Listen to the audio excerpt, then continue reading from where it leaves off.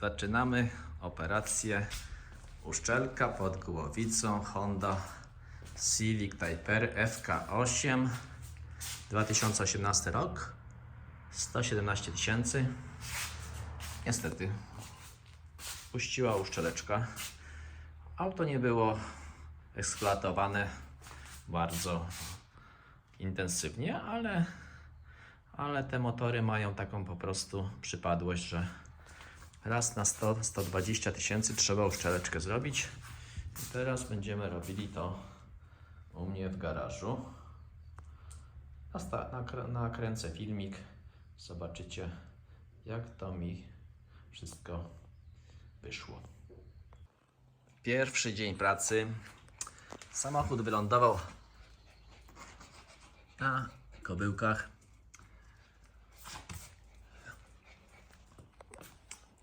Z przodu trochę więcej się dzieje.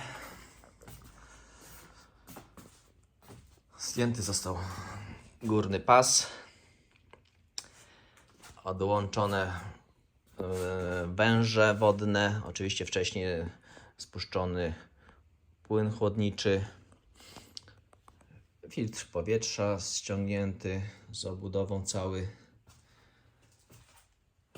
Zbiorniczek płynu też już ściągnięty. Co tutaj będziemy dzisiaj jeszcze robili? Cała operacja jest robiona według procedury z serwis manuala dostępnego na Honda Tech. Wszystko krok po kroku, każda śrubka robiona po kolei, tak jak nakazuje to producent.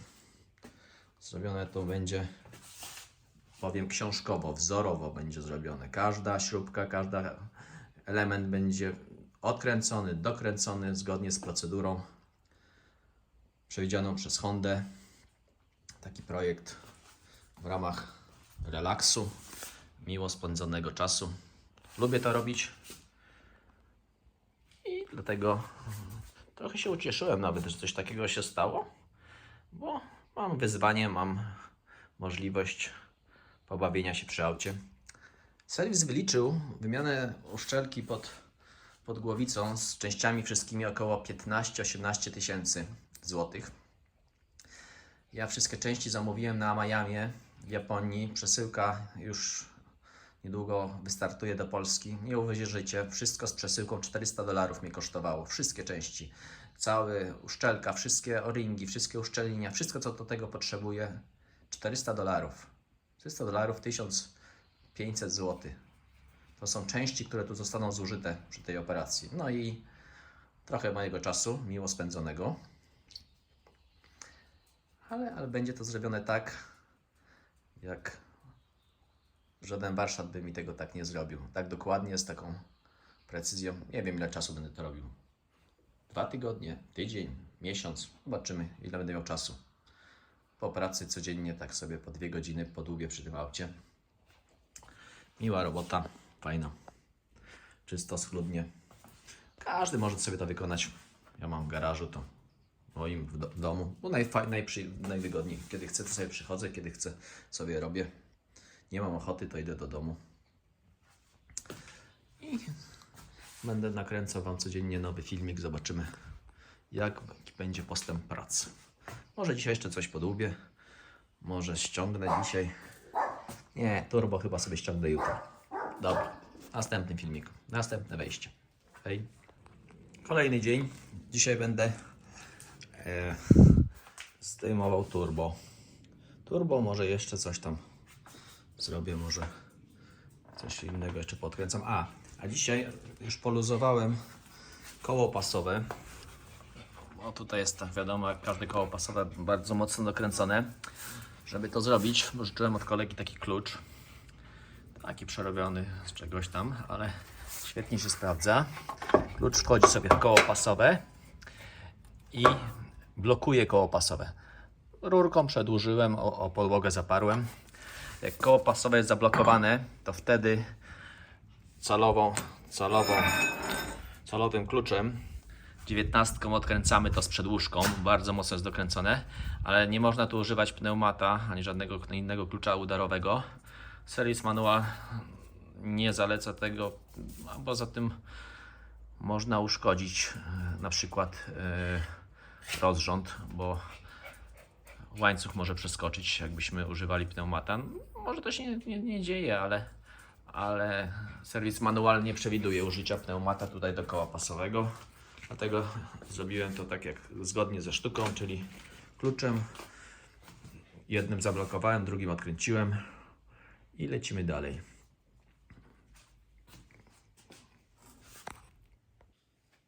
Turbo wyjęte. Tak to wygląda. Oczywiście to wszystko jest robione z takiego kiepskiego materiału, ta głowica. Zobaczcie, wykręciła się jedna ze śrub z kawałkiem gwintu. Teraz tutaj sprężenie zrobimy. O, zobaczcie, kawałeczek gwintu się wykręciło. Sobie tak to wygląda. Zobaczymy, to było z tego otworu. Zobaczymy, jak będę przykręcał. Jeżeli będą momenty zachowane i będzie się to trzymało, to tak to zostawię, ale jeszcze mam dylemat. Nie wiem, czy tego nie przerobię na jakąś sprężynkę. Będzie mocniejsze, będzie można wiele razy wykręcać, chociaż tu na tym gwincie jest duży luz, na jednym i na drugim. Chyba to jest związane z rozszerzaniem się aluminium. Jest to zostawione z dużym luzem. Gwintu jest tam dużo. Spróbuję przekręcić to na tym gwincie. Jeżeli będzie trzymało zgodnie z momentami z serwis manuala i będzie opór i się nic nie przekręci, to zostawię. Jeżeli się będzie miękko, no to będę to przegwintowywał. Robił tulejkę, mówię, albo sprężynkę. Jeszcze zastanowię się, co tu będzie lepsze. Wolę tego nie ruszać. Chociaż następna wymiana turbo to już pewnie znaczy następne zdjęcie turbo to już jakby cały poleci. No kiepski to jest materiał, miękki materiał. Nie jest to super twardy produkt, to nie jest ręcznie składany na linii produkcyjnej samochód, tylko to jest auto masowe, robione szybko, tanio i tyle. I materiały użyte i cała technologia produkcji tego. Niestety to jest tylko Honda TypeR. Jakby to było auto wyższej klasy, ręcznie składane, to wszystkie te otwory byłyby przegwintowane z jakimiś tulejami mocnymi, żeby można było to wiele razy odkręcać, wkręcać, a tutaj jest to szybko zrobione, tak żeby było i koniec. Niestety, tak to wygląda. No ale teraz dzisiaj chyba już kończę, już nie chce mi się dzisiaj nic robić.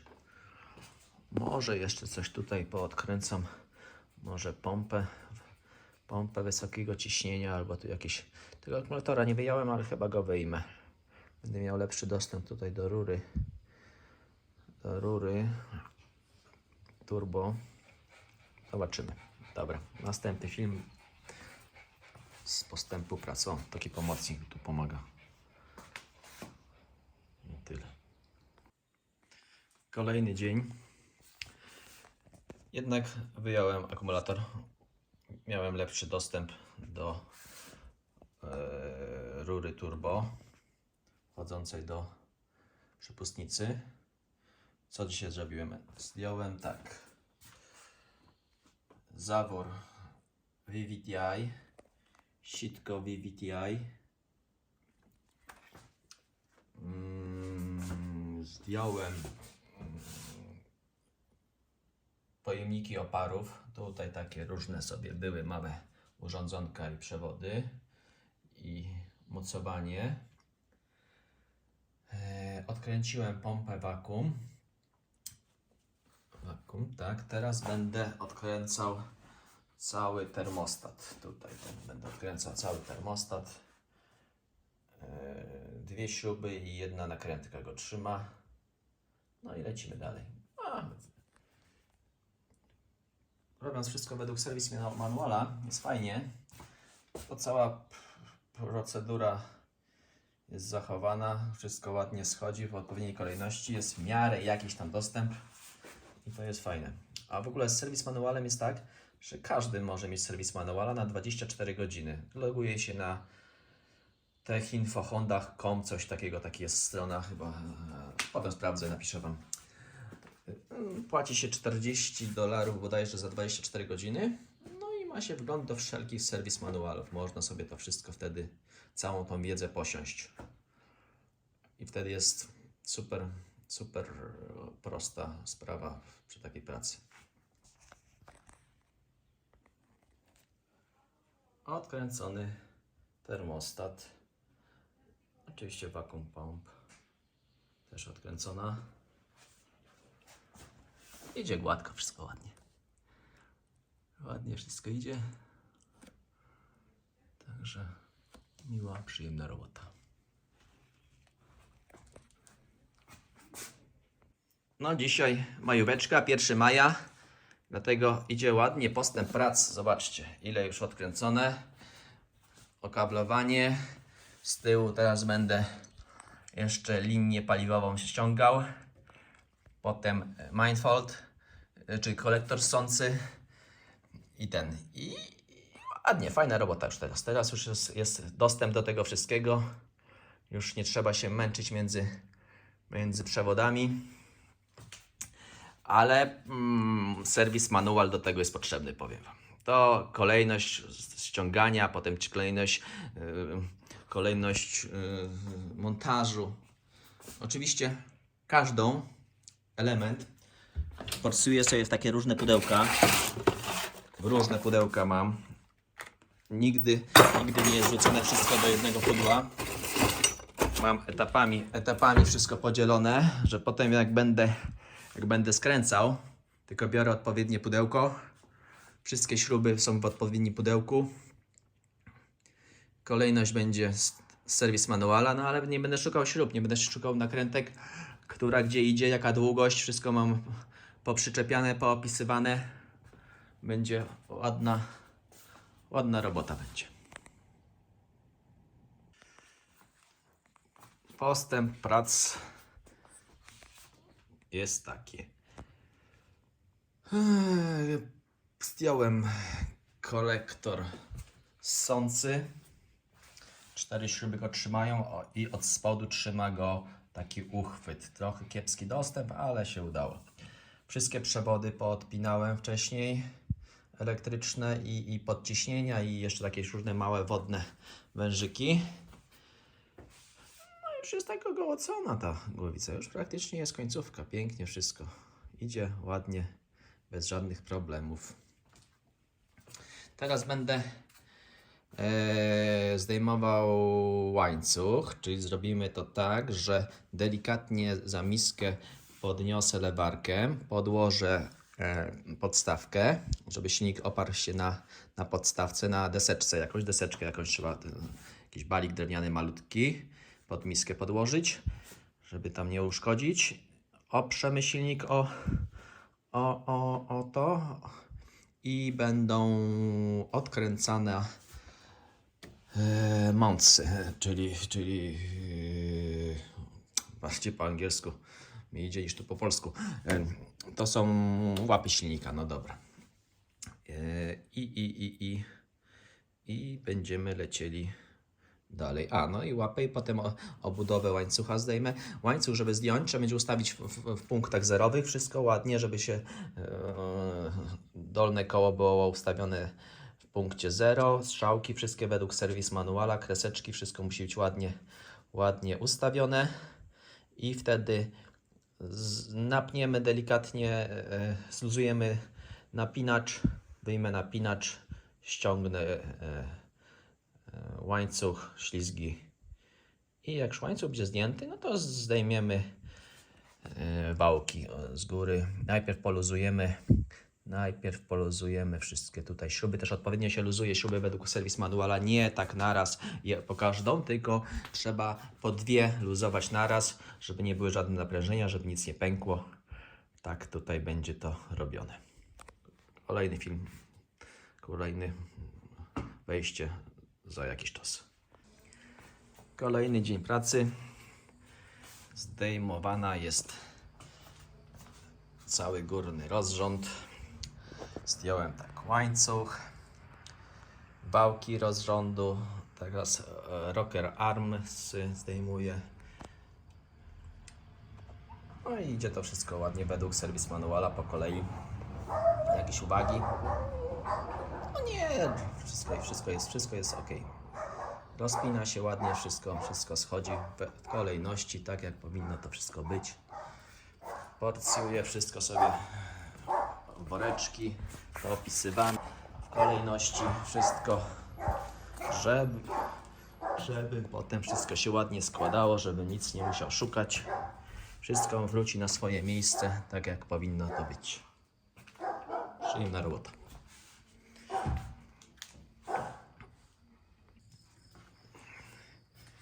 Głowica przygotowana do zdjęcia, ale dzisiaj już tego nie będę robił. Zrobię sobie to jutro albo pojutrze. Wszystko ładnie przygotowane.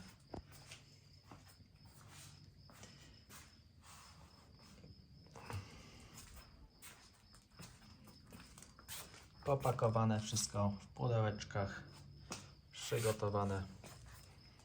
No i tak o, stół narzędziami. Tak wygląda.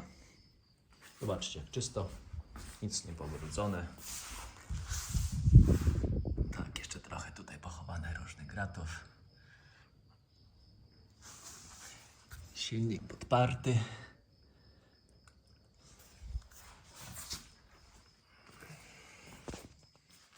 No i tak.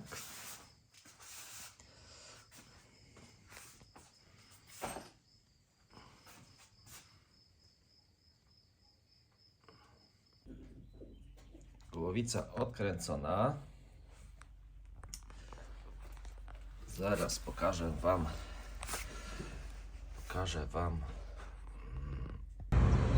O, i to jest wyjęta uszczelka. Tak wygląda. Tutaj przedmuchana jest. Tutaj jest przedmuchane. Tak.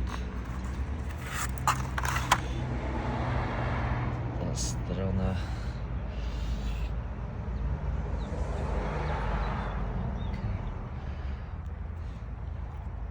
Tutaj to jest to. Niestety. Wyczyszczone wszystko, zobaczcie. Z silikony. Powykrajane. Wszystko doczyszczone.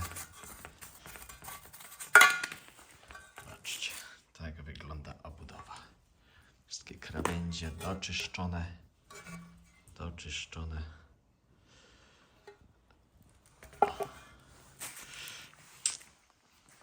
Tak samo tutaj wymiecione wszystko elegancko. Pędzeleczkiem. Różne pyłki. Żeby tu nic nie było. Wszystko ładnie. Zaczynamy składanie. Dzisiaj trochę czasu minęło. Przez ten czas wszystko ładnie poczyściłem, przygotowałem sobie. Tak naprawdę 3 tygodnie minęło, tyle czekałem na przesyłkę z Japonii za Mayama. Głowica jest pięknie wyplanowana, wyczyszczone wszyściusieńko, wszystkie nowe uszczelnienia. Założyłem przed chwilą wtryskiwacze, bo były zdjęte. Założyłem wtryskiwacze, bo teraz jest wygodniej mi założyć je. Wszystko doczyszczam pięknie, czyściutko. Wkręcam niedługo szpilki ARP, kładziemy uszczelkę i skręcamy. Wkręcone szpileczki ARP. Zmiana. Taki model szpileczek ARP. Pokażę Wam model. O, to jest model szpilek. I będziemy to niebawem skręcali. Teraz uszczeleczka pójdzie na wierzch. Wyczyszczone wszystko. Teraz to już tylko skręcanie. Wtryskiwacze. Wtryskiwacze jest wygodniej założyć teraz. Nie wiem czemu. W serwis manualu jest napisane, żeby wtryskiwacze zakładać na samochodzie już. Bez sensu. Ciężki dostęp. Gumki na wtryskiwaczach zostały wymienione. One są takie bardzo twarde. delikatnie trzeba było je zakładać. Wtyskiwacze tak wchodziły bardzo delikatnie, trzeba było, żeby się te gumki nie uszkodziły. Dokręcać śruby równomiernie. Nie wiem, jak to na samochodzie miałbym zrobić tam z tyłu, bez żadnego widoku, bez niczego. Chyba to jest coś nie tak jest. Zrobiłem to tutaj na stole o wiele wygodniej. Przecież naprężeń żadnych nie ma, nie wiem czemu. Nie wiem, czemu oni sobie tak to wymyślili. Ale to jest chyba tylko jedna uwaga do serwis manuala, co mi się nie podoba. Reszta wszystko jest zajebiście. Przepraszam za słowo. Ekstra opisane. I uszczeleczka teraz. Założona uszczeleczka. Zobaczcie, jak ładnie, pięknie szpileczki przygotowane. Nasmarowane tutaj. Nasmarowane nakrętki, podkładki, wszystko przygotowane smarem. Szpilki dokręcone, wszystko poszło gładko. Na 108,47 Nm zostało dokręcone. W kolejności tutaj serwis manuala. Pięknie zrobione, wszystko gładziutko, nie było żadnych komplikacji, ładnie wszystko szło. No i zaczyna teraz uzbrojenie, czyszczenie, uzbrajanie. Powolutku lecimy. Składamy rocker arms, czyli tu popychacze zaworowe. Czyściusieńko wszystko na oliwkę. Tak, tutaj sobie przygotowuję i powolutku lecimy. Robimy to tak, sprężynka z prawej strony, sprężynka z prawej strony, sprężynka z prawej strony. Złożone.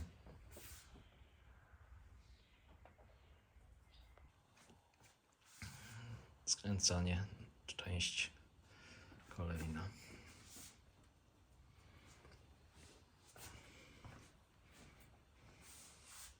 Zamontowany wałek od zaworów ssących już. Siła do kręcenia 13 Nm. Gwint posmarowany olejem. Tak to wygląda.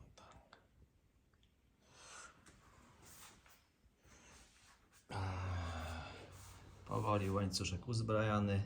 Teraz będzie napinacz. To są takie blokady.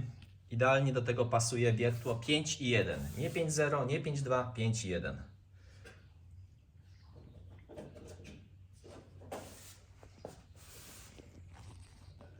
Rozrząd ustawiony. Zobaczcie, to są takie znaczniki. Może nie wiem, czy to dobrze widać. To jest 3 żółte. Zgaszę światło, może będzie lepiej widać. O tak.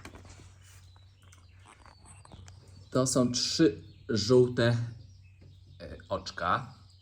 I tutaj jest kropka i kropka musi być po środku oczka. Jest. Tutaj teraz są 2 żółte oczka. To i to. To i to. I kropka jest pomiędzy tymi 2 żółtymi oczkami. Tak. Tak. Wezmę może światło, podświecę. Będzie lepiej widać. Patrzcie. O. Tak. Tak. I teraz na dole będzie jedno żółte oczko. O. Tak. To jest to oczko. I na dole jest taki znaczek, słabo go widać. Muszę wziąć światło. Słabo go widać.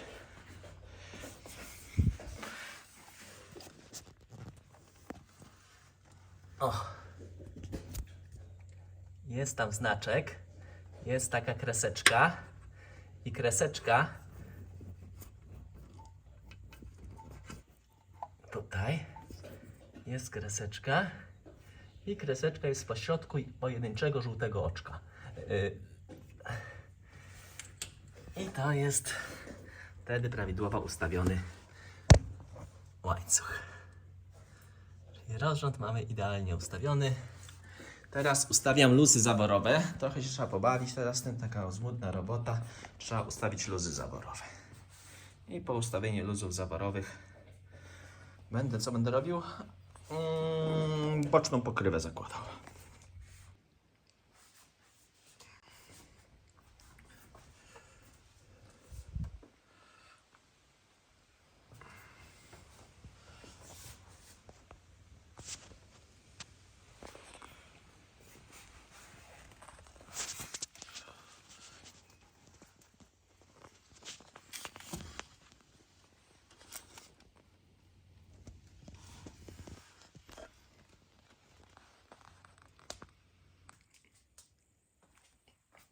Engine mount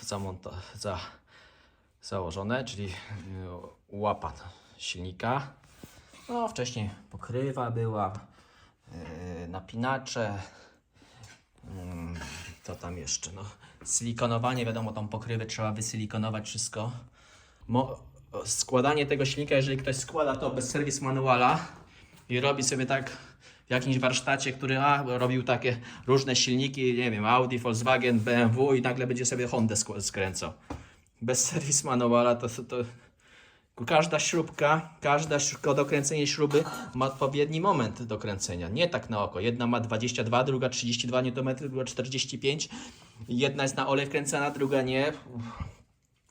Powiem Wam, że nie wiem jak w serwisach robią, czy to robią według serwis manuala, bo to się schodzi długo. Z takim sprawdzić każdą śrubę, jak dokręcone, jak to jest zrobione. Dlatego robię to sam, bo nikt by mi tak nie zrobił. No. Kto by mi w ten sposób zrobił? Dokręcenie koła pasowego to też nie jest łatwa sprawa. To też trzeba mieć na przykład taki klucz. To jest taka samoróbka, ale sprawdza się do przykręcenia koła pasowego. Nie można żadnym pneumatem, żadnymi takimi rzeczami, tylko trzeba w koło pasowe włożyć klucz, zablokować go o podłogę rurką na przykład i drugim dużym takim 3/4 cala z przedłużką, z rurką odkręcać i dokręcać, bo tam są olbrzymie siły, żeby to odkręcić. Nie można żadnego pneumata używać, wiele osób używa pneumata, wtedy można, nie wiem, zerwać łańcuch może przeskoczyć rozrządu, a poza tym, no nie, serwis manual przewiduje to, że to jest wszystko ma być robione bez żadnego pneumata, bez żadnego klucza udarowego. No i to coraz fajniej się to wszystko wygląda. Teraz będę pokrywę zaworów zakładał, silikony tu poobcinam. Ładnie, wszystko czyściusieńko. No i tak jak mówię, nie wiem, gdzie znaleźć mechanika, który by tak to robił, wszystko według rozpiski, wszystko według sił do kręcenia. Oczywiście każdy sobie może ściągnąć takiego serwisu manuala ze strony Hondy. Tam jest dostęp na 24 godziny dla własnego użytku. Kto to tam sobie uważa, że zdąży przez 24 godziny zrobić, to nie. Jak ktoś jakieś ma sposoby, żeby sobie to uwiecznić, to sobie uwieczni, nie wiem. I wtedy ma to cały czas, ale to już każdy sobie to robi jak chce. Ale mówię, bez serwis manuala to jest to nie ma takiej możliwości, żeby ten silnik wymienić uszczelkę pod głowicą i zrobić to ładnie, profesjonalnie. Zobaczcie, co jeszcze jedna rzecz. Tu były wcześniej śruby. Tu śruby były. Szpilki tutaj były. Przerobiłem to, że też są na dole szpilki, bo powiem co. I ta jedna szpilka musi być 3 mm krótsza, no ze względu na catalytic converter, żeby katalizator się dokręcił dobrze do turbo. Jakby była tej samej długości, to bym nie mógł dokręcić katalizatora. Honda dała tutaj nakrętki, śruby zamiast szpilek. Odkręcając te śruby, wykręciło mi się ze 3 zwoje gwintu pierwszego, bo to jest stop aluminium, się zgrzało to wszystko ze śrubą i się odkręciło. Całe szczęście, że gwintu było około 0,5 cm głębiej, który był niewykorzystany, czyli dałem dłuższe szpilki do samego końca, bardzo głęboko siedzą, czyli praktycznie więcej gwintu jest teraz używanego niż wcześniej. Wkręciłem na szpilki, na klej taki do 400 stopni odporności, żeby mi się nie odkręcały te szpilki, mocne śruby. I teraz jest to lepsze rozwiązanie. Będzie nakrętka wszędzie i jak będę chciał odkręcić jakieś turbo, to odkręcę same nakrętki. Nakrętki nie wyrywią mi żadnego tutaj gwintu z głowicy. Honda myślę, że dała tutaj śruby bo musiałaby dać tą szpilkę krótszą, tą dłuższą i tak sobie pomyśleli pewnie, że damy tam śruby, będzie spokój, będzie się martwił ten, kto będzie to odkręcał. Tak mi się wydaje, bo tutaj powinny być szpilki.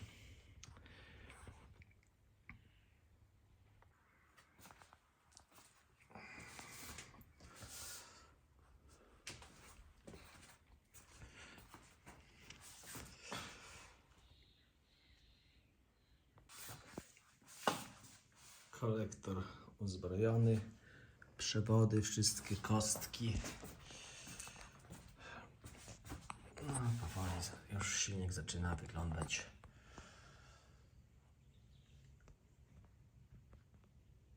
poważniej. O, tutaj tak cały tył już uzbroiłem, wszystko porobiłem. Raczej wszystko ładnie pasuje, bo są tak przewody wyginane, poustawiane, że w inne miejsce nie pasują, ale serwis manualem się trochę wspierałem, bo niektóre rurki nie wiedziałem, gdzie co jak ma iść. No i tam zawsze mam odpowiedź. Tak to wygląda.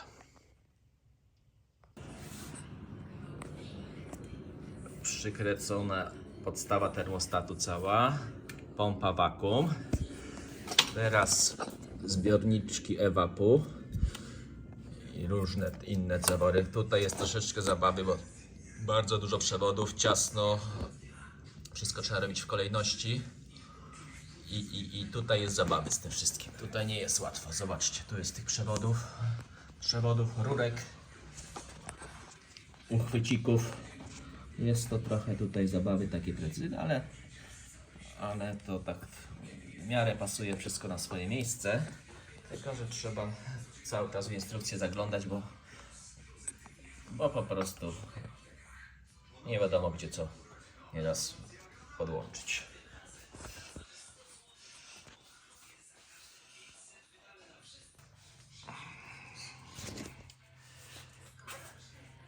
Założone turbo.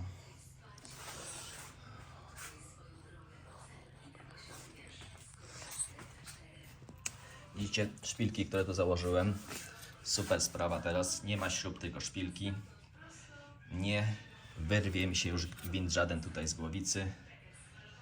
To jest tak, powinno być od początku. Jedyna ważna rzecz, ta szpilka musi być odrobinę krótsza od wszystkich innych.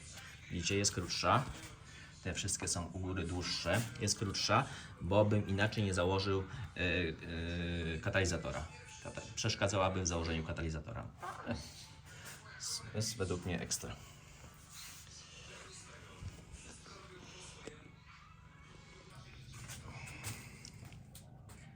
Pojawiają się kolejne elementy.